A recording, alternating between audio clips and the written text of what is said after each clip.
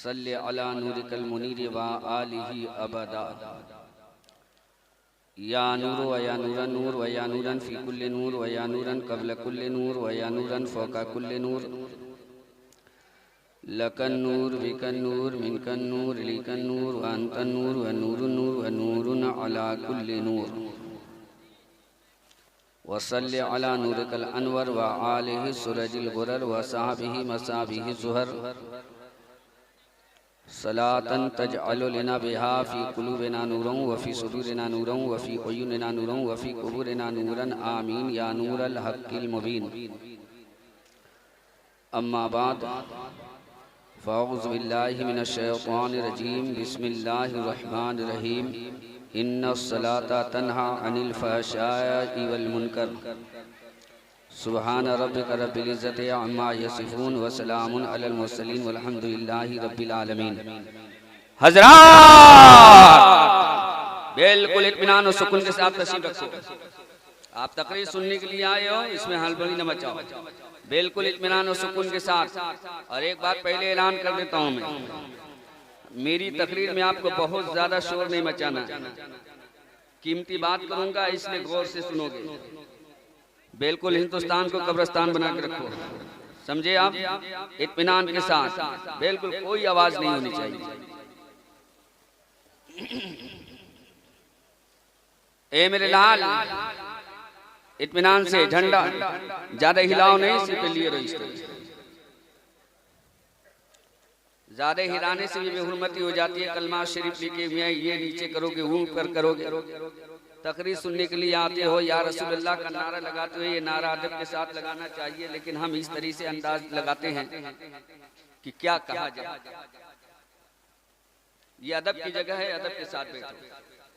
इसलिए कि जब आप किसी बड़े की महफिल में जाते हो तो अदब के साथ बैठते हो। ये तो रसूल की महफिल है, बताओ इससे बढ़कर कौन अदब की जगह हो। इसलिए बिल्कुल इत्मीनान और सुकून के साथ बैठो। और याद रखो, इस तरह के महफिल में हर कोई नहीं आता है। ये रसूल की महफिल है, मुस्तफ़ा जाने आलम की महफिल है, अल्लाह के महबूब की महफिल है। महबूब की महफिल को महबूब सजाते हैं, आते हैं वही जिसको सरकार बुलाते। इत्मीनान से सुभान अल्लाह कहना यकीनन सवाब का काम है। लेकिन मेरी तकरीर अगर आप गौर से सुनो तो उससे भी ज्यादा सवाब का काम। इसलिए बिल्कुल हल्ला करने की जरूरत नहीं है। बिल्कुल इत्मीनान और सुकून के साथ आप तकरीर सुनेंगे।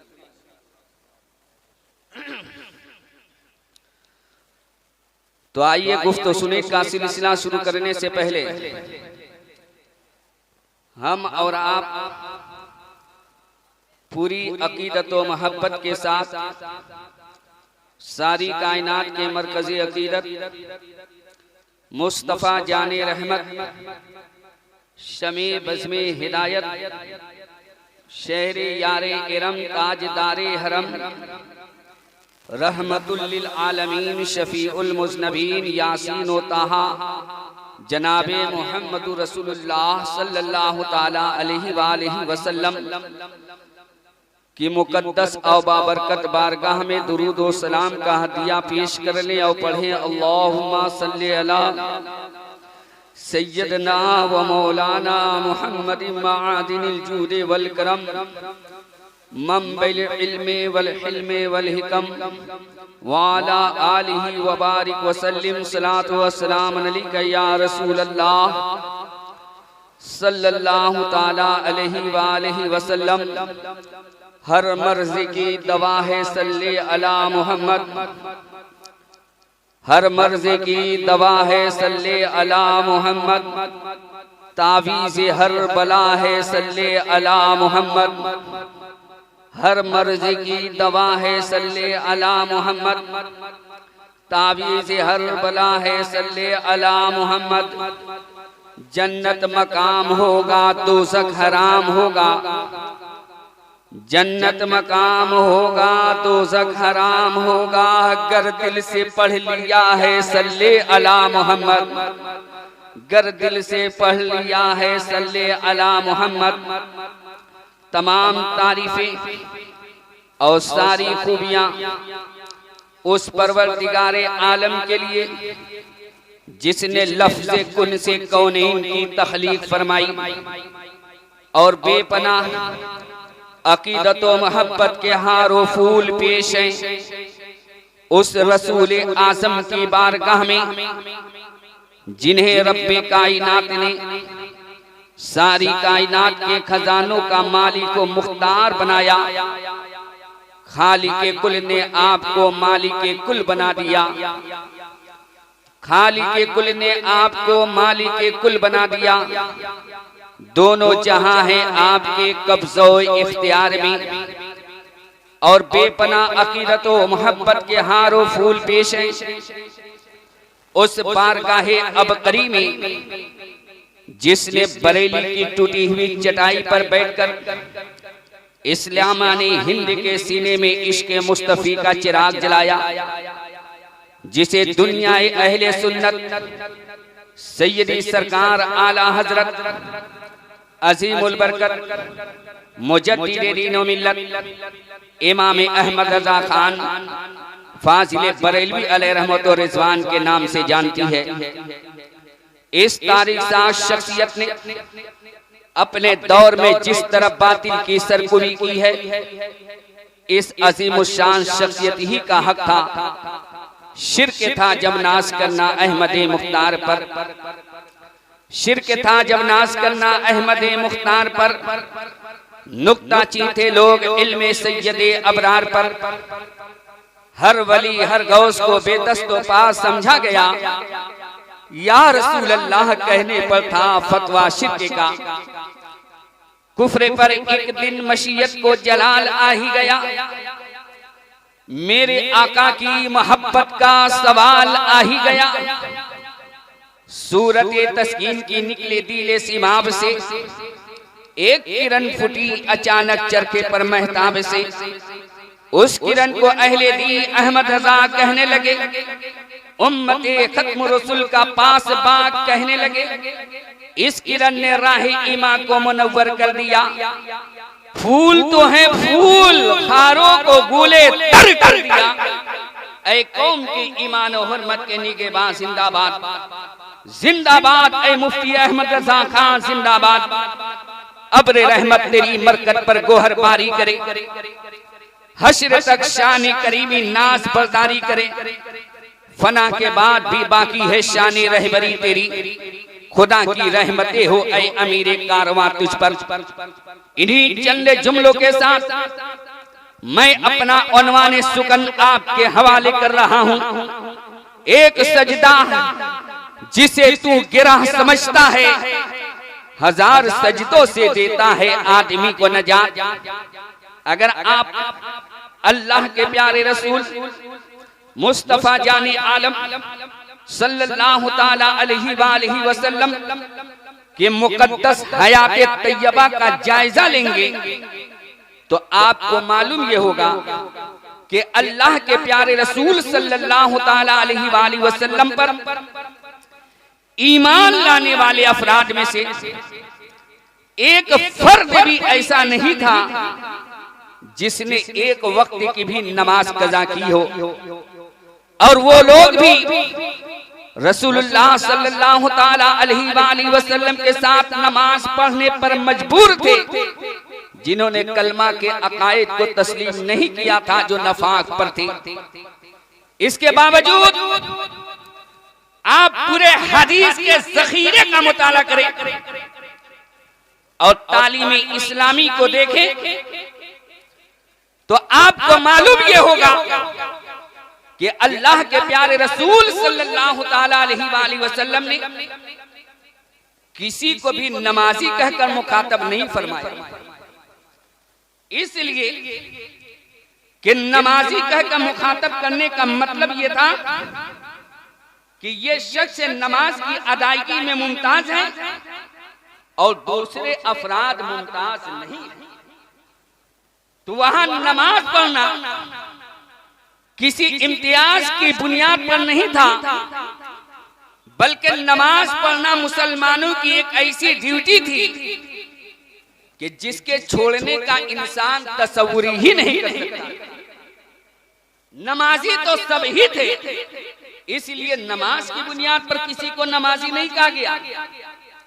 अलबत्ता हम ये देखते हैं कि सहाबाए इकराम में जो सिफत उनमें सबसे ज्यादा नुमाया थी, उस सिफत के साथ अल्लाह के रसूल ने उन्हें याद फरमाया। किसी को सिद्दीक कहा इसलिए कि उनमें तस्दीक की सिफत सबसे ज्यादा नुमाया थी। किसी को फारूक कहा इसलिए कि उनमें हक और बातिल के दरमियान फर्क और इम्तियाज करने की सिफत सबसे ज्यादा नुमाया थी। किसी को गनी कहा इसलिए कि उनकी गना ने इस्लाम को सहारा दिया और ताउन किया। किसी को कर्रार कहा इसलिए कि उनकी जुर्रतों ने बातिल के हर मैदान में कामयाबी हासिल की। किसी को सैफुल्लाह कहा इसलिए कि उनकी तलवार ने बातिल के हर मैदान में कामयाबी हासिल की। अल्लाह के प्यारे रसूल सल्लल्लाहु तआला अलैहि वसल्लम ने नाम दिए हैं तो इस तरह का नाम दिए हैं।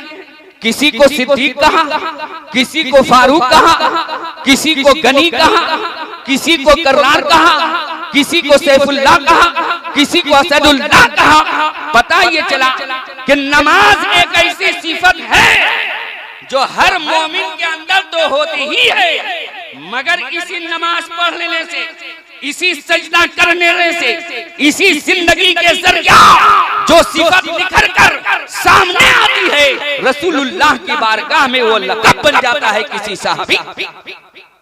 और साथ ही साथ मैं आपको ये भी बता दूं कि नमाज ही इंसान की खुफिया सलाहियतों को और उन जौहरों को निखारती है जो उसके जिंदगी में पोशीदा। और आज के दौर में नमाज की तहरीक इसलिए भी बहुत ज्यादा जरूरी है कि नमाज की इफादियत को कुरान अजीम ने पूरी दुनिया के सामने एक अजीम चैलेंज की सूरत में पेश किया। इन्ना सलाता तन्हा अनिल फ़हशाई वल मुनकर। हम इस आयत करीमा को पढ़कर गुजर जाते हैं, लेकिन कभी हमने ये जानने की कोशिश नहीं की, कभी हमने ये समझने की कोशिश नहीं की कि कुरान अजीम ने पूरी दुनिया के सामने कितनी अजीम बात फरमा दी है और कितना अजीम चैलेंज पेश किया।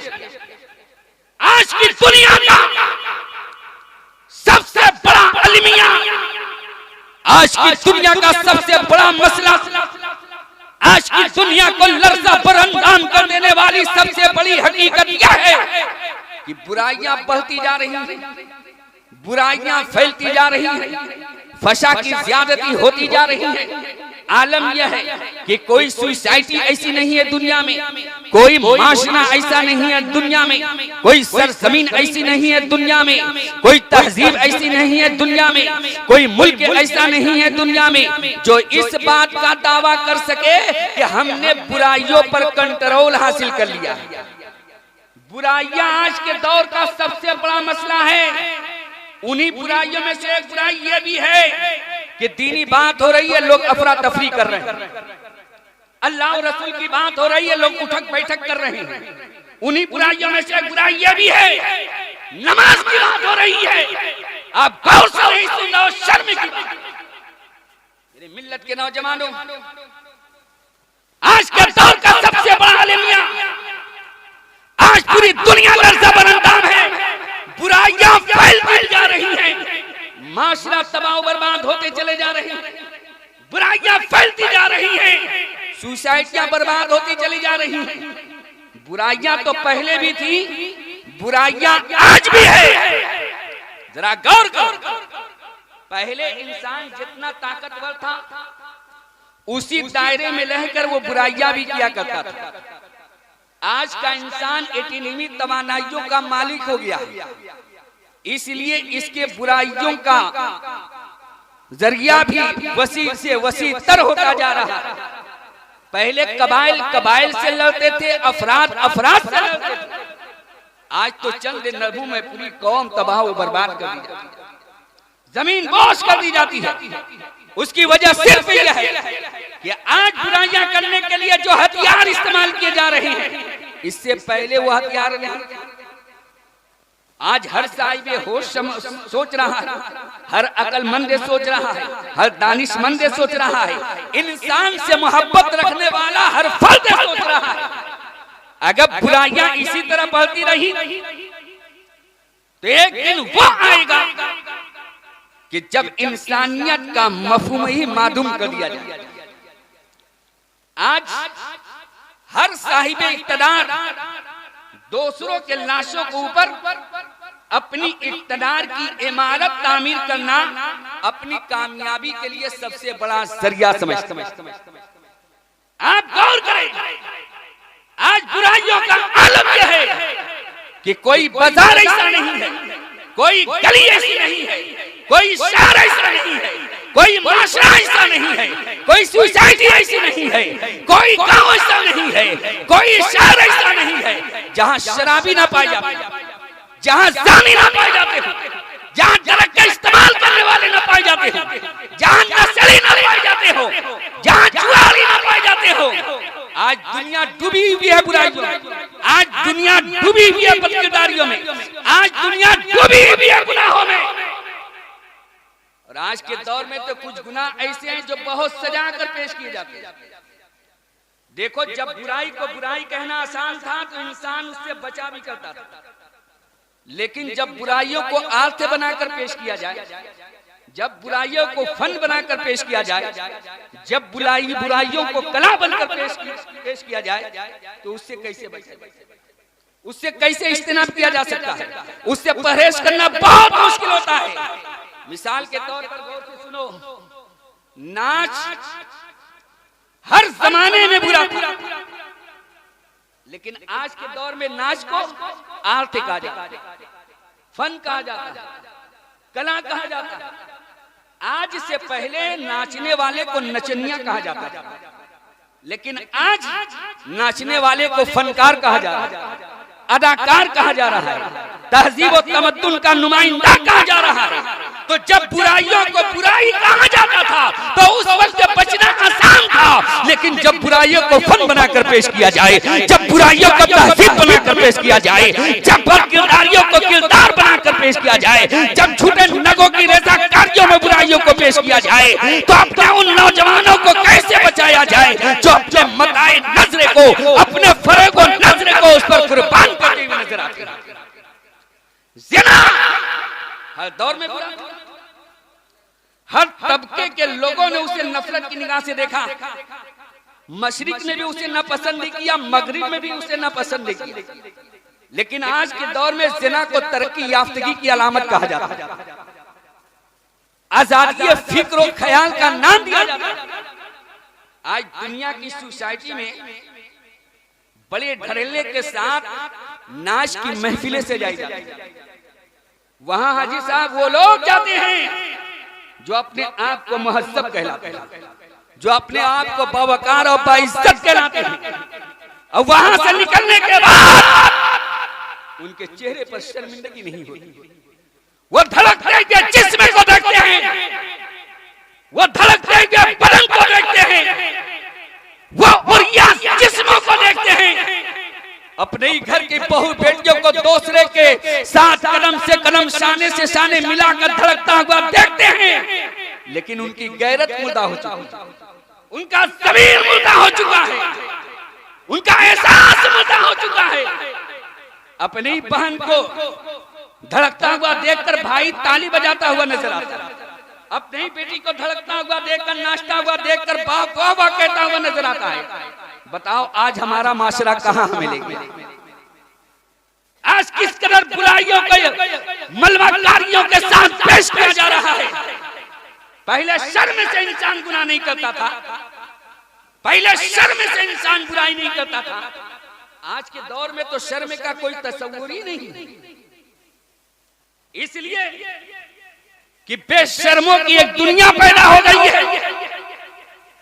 पहले बुराई करने के लिए घर से बाहर निकलना पड़ता था, गुनाह करने के लिए घर से बाहर निकलना पड़ता था। पहले बुराई करने के लिए, गुनाह करने के लिए किसी अंधेरे कोठरी को तलाशना पड़ता था, गोशे को तलाशना पड़ता था। लेकिन कल जिस बुराई को करने के लिए हम घर से बाहर निकलते थे ना, आज उन बुराइयों को टीवी और मोबाइल की शक्ल में खुद हमने अपने घरों में ही उसे बना रखा। आज हर घर सलीमा घर बना हुआ है, हर घर नाचगा बना हुआ, रस्सेगा बना हुआ। वो घर जो तहजीब का मरकज था, वो घर जहाँ हया होती थी, वो घर जहाँ इंसानी निगाह को निगाह एतबार दिया जाता था, आज हमारा वो घर भी महफूज नहीं। ये जलसे जहाँ पर लोगों को अच्छी बातें बताई जाती थी, जहाँ पर लोगों को अल्लाह और रसूल की प्यारी प्यारी बातें बताई जाती थी, ये जलसा भी आज ड्रामा बना लिया गया है। ये जलसे भी कंपटीशन के तौर पर किए जा रहे हैं, ये जलसे भी नाम नमूद के लिए किए जा रहे हैं। हमारे इदारे, हमारे मदरसे जहां पर अदब की तालीम दी जाती थी, जहां पर तहजीब की तालीम दी जाती थी, जहां पर पड़ोसियों के हुकूक बताए जाते थे, जहां पर माँ बाप का मकाम बताया जाता था, आज वो हमारे इदारे भी महफूज नहीं। बाजार तो ले देकर सबसे बुरी जगह ही ये सब जानते हैं। ले देकर हमारे बच्चों के लिए जो सबसे अच्छी जगह हो सकती थी, महफूज जगह हो सकती थी, वो हमारा अपना घर हो सकता था, हमारा काशियाने आफियत हो सकता था। लेकिन आज के दौर के बुराइयों ने आज हमारे घरों को भी महफूज नहीं रखा। कल जब हमारा बच्चा उठता था ना, तो वो बच्चा देखता था कि माँ तिलावत कर रही होती थी, बाप तस्बीह पढ़ रहा होता था, मस्जिद से अजान की आवाज आ रही होती थी, भाई वजू कर रहा होता था। लेकिन उसी माहौल में हमारे बच्चों का रूह परवान चलता था, एक रूहानियत का माहौल था, एक वैदान का माहौल था, जहां हमारा रूह परवान चलता था। लेकिन आज जब बच्चा उठता है तो उसके हाथ में मोबाइल नजर आता है, वो फिल्मी गाने सुनता हुआ नजर आता है, वो फिल्मी गीत सुनता हुआ नजर आता है, वो फिल्मी नगमे सुनता हुआ नजर आता था। मेरे मिल्लत के नौजवानों, नतीजा यह निकलता है कि हमारा बच्चा जो है किसी किरदार के माहौल में परवान नहीं चलता, हया के माहौल में परवान नहीं चलता। अल हया शोबतुल ईमान, हया ईमान का एक हिस्सा है। लेकिन आज हमारे बच्चों को जो परवरिश हो रही है वो हया के माहौल में नहीं होती है। वो पहले माँ का आंचल देखता था, बाप की गैरत देखता था, बहन के किरदार देखता था। आज आंचल उछल चुका है, बहनें हयाओं से खाली हो चुकी है, बाप अपने गैरत को किसी बाजार में बेच चुका है। उसके बाद यह त्याग तो रखना कि हमारा बच्चा एक गैरतमंद जो है बेटा बनेगा, ये बहुत ताज्जुब।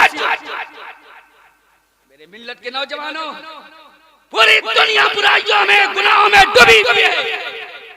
क्या इनको रोकने के लिए आज दुनिया कोशिश नहीं कर रही है? अपने अपने तौर पर भरपूर कोशिश की जा रही है। लेकिन आज से 1400 साल पहले इतने जराइम नहीं थे, बुराइयों को रोकने के लिए इतने हालात नहीं थे जिससे बुराइयों को रोका जाए। आज तो बुराइयों को रोकने के लिए कोर्ट मौजूद है, कचहरी मौजूद है, पुलिस का फोर्स मौजूद है बुराइयों को रोकने के लिए। लेकिन प्यारे मैं आपको बता दूं, इन सब चीजों का जो जोर चलता है ना, वो सिर्फ जिस्म में चलता है। और इंसान जो गुनाह करता है वो जिस्म से नहीं करता है, दिल से करता है। और दिल को कंट्रोल करने का आज दुनिया के पास कोई आला नहीं है। दिल को कंट्रोल करने का आज दुनिया के पास कोई हथियार नहीं है। याद रखो, नमाज नमाज नमाज इंसान के दिल को बदल देती है, नमाज इंसान के शौर को बदल देती है, नमाज इंसान के एहसास को बदल देती है, नमाज इंसान के शरीर को बदल देती है। नमाज अल्लाह के लिए पढ़ी जाती है, मगर नमाज कायनात का दर्द सिमटे हुए है। नमाज अल्लाह के लिए पढ़ी जाती है, मगर नमाज पढ़ने वाला जुल्म नहीं कर सकता।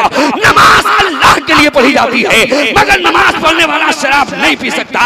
नमाज अल्लाह के लिए पढ़ी जाती है, लेकिन नमाज पढ़ने वाला जुल्म नहीं कर सकता। इसलिए कि जुल्म करने वाला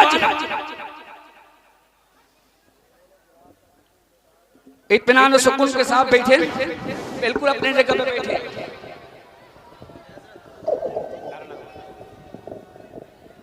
कौन आ रहा? कौन आ रहा?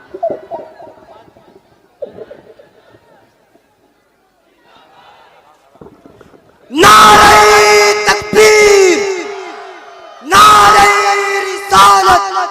मसलके आला हजरत आमदे हुजूर हमादे मिल्लत, नारे तकबीर, नारे रिसालत। सल्लल्लाहु मौलाना मोहम्मद मादीन जुद वल करम मंबिल इल्म वल हिल्म वल हिकम वाला आलिहि व बारिक वसल्लम सलातु व सलाम अलैका या रसूल अल्लाह सल्लल्लाहु तआला अलैहि वसल्लम। बस थोड़ी देर और मेरे गोश्त को बर्दाश्त करें। तो मैं अर्ज ये कर रहा था, हाँ आप लोग वीडियो वगैरह ना बनाइए, बरेलवी स्टेज है, इत्मीनान से रखें। गुनाह में यही ना है, जब हम गुनाह समझेंगे तब तो उससे बाज आएंगे, लेकिन आज हम समझते ही नहीं कि गुनाह भी है। सुकून इख्तियार करें हज़रात ग्रामी। तो मैं अर्ज़ कर रहा था, नमाज अल्लाह के लिए पढ़ी जाती है, मगर नमाज पढ़ने वाला जुल्म नहीं कर सकता। नमाज एक लाफानी कुव्वत है जो इंसान को बेपनाह ताकतवर बना देती है। एक नमाज जिसे तू सजदा समझ, एक नमाज जिसे तू गिरा समझता है, 1000 सजदों से देता है आदमी को नजात। हज़रात ग्रामी, जिस रसूल की मोहब्बत में हमने इसमें महफिल पाक को सजाया है, वो रसूल आज़म अपने उम्मतियों से बेपनाह मोहब्बत फरमाते। यही रबीउल अव्वल शरीफ का मुकद्दस और बाबरकत महीना है, सुबह सादिक का वक्त है। अल्लाह के प्यारे रसूल इस खाकदानी गेदी पर तशरीफ फरमा होते हैं तो सजदे की हालत है, और आपके ज़माने मुबारक पर रब्बे हबली उम्मती उम्मती की सदा। आका अपनी उम्मत से कितनी मोहब्बत फरमाते हैं। आका सफर में है तो अपनी उम्मत को याद कर रहे हैं, हज़र में है तो अपनी उम्मत को याद कर रहे हैं, कुर्बलाई में गए तो अपनी उम्मत को याद किया और अपनी उम्मत के लिए तोहफा नमाज लेकर। आका अपनी उम्मत से बेपनाह मोहब्बत फरमाते हैं, बेपनाह मोहब्बत फरमाते हैं। और याद रखो, आका अपनी उम्मत के अमाल से बेखबर नहीं। ओ मेरे प्यारे भाई, ओ मेरे प्यारे भैया, इधर देखो, इधर इधर। तुम जो ये हरकत कर रहे हो ना, रसूल पाक अपने कब्र अतः से देख रहे हैं कि मेरे मिलाद शरीफ की महफिल में आप अफरा तफरी का माहौल बना रहे हो। आका अपने उम्मत के अमाल से बेखबर नहीं है। कैसे? तो आइए जरा तवज्जो दीजिए कि मैं आपको बताऊं। देखो, इंसान को जिस चीज को सबसे ज्यादा जरूरत थी, तो अल्लाह तबारक व तआला ने उस चीज को उसके लिए उतना ही ज्यादा आसान और सहल फरमाया। चलने के लिए जमीन की जरूरत थी तो हमारे कदमों के लिए जमीन को बिछा दिया। खाने के लिए गिजा की जरूरत थी तो इसी जमीन को बेशुमार गिजा को मुहैया फरमा दिया। पीने के लिए पानी की जरूरत थी तो इसी जमीन में हमारे लिए पानी को भी पोशीदा फरमा। खाने और पानी से भी ज्यादा हमारी जिंदगी के लिए एक चीज और बहुत जरूरी है, और वो जानते हो क्या चीज? वो है हवा। हवा के बगैर हम एक सेकंड भी जिंदा नहीं रह सकते। तो अल्लाह तबारक व तआला ने हवा को हमारे कदमों के नीचे नहीं रखा, वरना हर वक्त हम कदमों में ही पड़े रहते। बल्कि अल्लाह तबारक व तआला ने हवा को हमारे नाक के करीब फरमा दिया कि जब भी हमारे निजाम तनफ्फुस को हवा की जरूरत हो तो फिर हमें कहीं जाने की जरूरत ना हो, सिर्फ हम सांस ले लें। ये हवा हमारे लिए अफसूदगी हयात का सबब। अब मैं आपको एक जुमला देना चाह रहा हूं।